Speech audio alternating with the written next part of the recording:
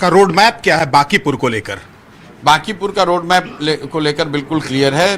3-4 बातें जो मैंने बताई है कि विधायक और विधायकी से जुड़े हुए मामलों में बांकीपुर में अब भ्रष्टाचार नहीं होगा, 1 पैसे का भी भ्रष्टाचार नहीं होने दिया जाएगा।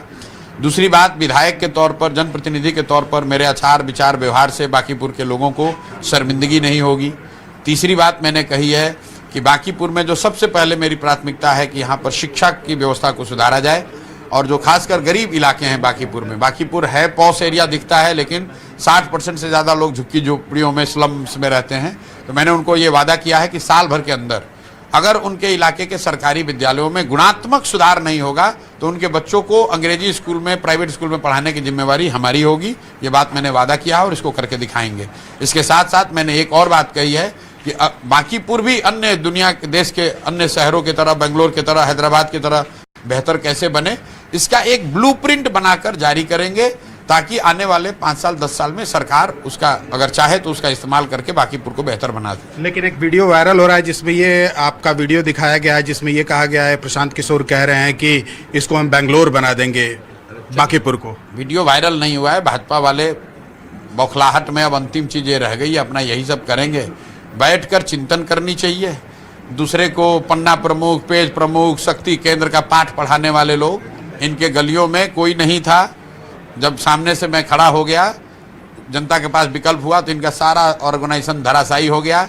हर गली मोहल्ले में सच्चाई ये है आज की तारीख में कि 4-5 भाजपा के गुंडे वही राजनीति को कंट्रोल करते हैं। और उन मोहल्लों में चूंकि लालू जी के डर से लोग वोट दे देते थे भाजपा को, तो लगता था कि भाजपा बहुत मजबूत है। सच्चाई ये है कि जो इनका भी राजद की तरह इनके भी हर मोहल्ले में 4-5 गुंडे हैं, जो कि भाजपा के विधायक के बिहाफ में वहाँ पर गुंडई करते थे, बदमाशी करते थे, और इसीलिए जनता ने उनको ठोक कर वोट दिया है और ये कुछ नहीं कर पाए। चुनाव के दौरान भी अगर इनकी गुंडई नहीं होती, पुलिस प्रशासन का साथ नहीं होता, तो भाजपा 15,000 वोट और ज़्यादा पोल होता और उस सारे वोट में भी हारते, बुरी तरीके से हारते। आपने चुनाव प्रचार के दौरान भी कहा था कि ये जो इलेक्शन है, बाई इलेक्शन, ये रेफरेंडम होगा आगे के चुनाव का। इसको किस तरह से देखा जाए? बिल्कुल रेफरेंडम है। सम्राट चौधरी मुख्यमंत्री बने हैं, बिहार में भाजपा का पहली बार मुख्यमंत्री बना, और भाजपा के राष्ट्रीय अध्यक्ष के सीट पर, उस सीट पर जहां 30 वर्ष से भाजपा हारी नहीं है, वहां पर चुनाव हो रहा है।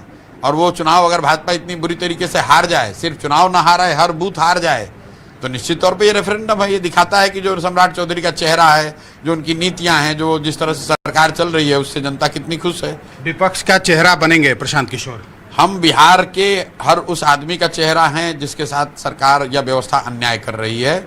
हम विपक्ष और पक्ष का चेहरा बनने नहीं आए हैं। पक्ष के चेहरा जो हैं वो भाजपा के व्यक्ति हैं जो मुख्यमंत्री हैं, विपक्ष का चेहरा तेजस्वी यादव हैं। हम बिहार के समाज के चेहरा हैं, समाज के लड़के हैं, और बिहार में बेहतरी हो, पढ़ाई हो, रोजगार हो, पलायन हो, इसके अलावा दूसरा कोई बात नहीं करते। 2029 और 30 को लेकर प्रशांत किशोर के मन में क्या प्लानिंग है? कोई प्लानिंग नहीं। अभी इतनी प्लानिंग है कि थोड़ा थके हुए हैं, 1-2 दिन में स्वस्थ हो जाएं, फिर बांकीपुर के लिए अपना काम शुरू करें, और साथ साथ बिहार के हर उस व्यक्ति को ये विश्वास दिलाएं कि भाई आप भी खड़े हो सकते हो। आप अपने इलाके में 2 साल, 3 साल, 4 साल मेहनत करो, लोगों की आवाज़ बनो, लोगों की मदद बनो। लोग जाति, धर्म, दल और नेता से ऊपर उठकर आपको वोट करेंगे। एक चीज देखा गया कि इसमें जो वोट मिला है वो सभी जातियों का मिला है। क्या लगता है इसमें जाति का बंधन टूटा है प्रशांत किशोर की वजह से? भाई, मैंने पीछे भी बार बार कहा है कि अगर कोई विषय, अगर कोई घटना, अगर कोई चेहरा, अगर कोई व्यक्ति समाज के इमेजिनेशन को कैप्चर कर ले, तो बिहार में हर 5 वर्ष 10 वर्ष में लोग जातियों से ऊपर उठकर वोट करते रहे हैं। लोगों ने इंदिरा गांधी के मरने के बाद कांग्रेस को वोट किया, लोगों ने बोफोर्स के नाम पर बीपी सिंह को वोट किया, लोगों ने मोदी के चेहरे पर 14 में वोट किया, लोगों ने पुलवामा के नाम पर, राष्ट्रवाद के नाम पर वोट किया, लोगों ने अभी आज बांकीपुर में प्रशांत किशोर के नाम पर वोट दिया है।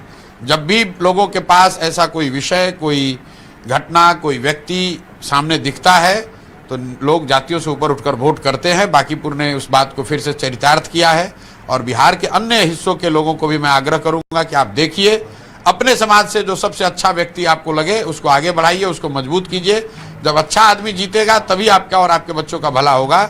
जो आदमी गलत है वो गलत है, चाहे वो हरा गमछा पहन कर आए या भगवा गमछा पहन कर आए, पीला गमछा पहन कर आए या नीला गमछा ओढ़ कर आए। आदमी जो गलत है वो गलत ही है। बिहार को सुधरना है तो अच्छे आदमी को जीतना होगा। अच्छे लोग जीतेंगे किसी दल से जीते, किसी विचारधारा के हो, उससे सुधार होगा। आप दो लोगों पर हमेशा सवाल बिहार में खड़ा करते रहे, एक तरफ सम्राट चौधरी, दूसरी तरफ तेजस्वी यादव। दोनों में अगर किसी एक को चुनना होगा तो आप किसको चुनिएगा? किसी को नहीं चुनेंगे, चुनना होता तो उनके साथ होते।